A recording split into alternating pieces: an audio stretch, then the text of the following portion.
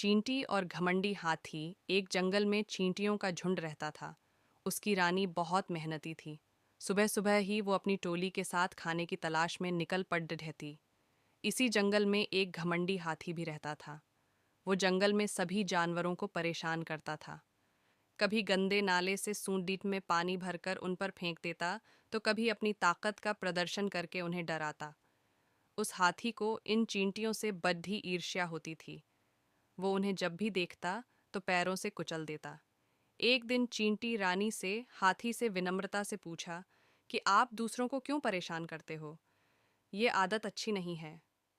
ये सुनकर हाथी क्रोधित हो गया और उसने चींटी को धमकाया कि तुम अभी बहुत छोटी हो, अपनी जुबान पर लगाम लगाकर रखो। मुझे मत सिखाओ कि क्या सही है, क्या गलत, वरना तुम्हें भी कुचल दूंगा। यह सुन चींटी निराश हुई, लेकिन उसने मन ही मन हाथी को सब सिखाने की ठानी। चींटी पास ही एक झाड़ी में छिप गई और मौका देखते ही चुपके से हाथी की सूंड में घुस गई।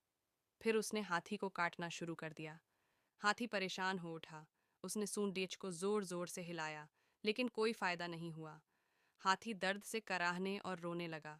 यह देख चींटी ने कहा कि हाथी भैया, आप दूसरों को परेशान करते हो तो बद्धा मजा लेते हो, तो अब खुद क्यों परेशान हो रहे हो?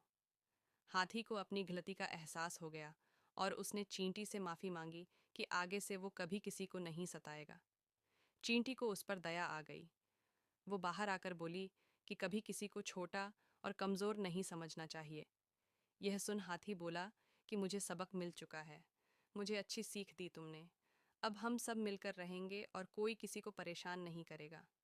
सीख, घमंडी का सिर सदा नीचे होता है। कभी किसी को कमजोर और छोटा न समझें। दूसरों के दर्द व तकलीफ को समझना ही जीने का सही तरीका है।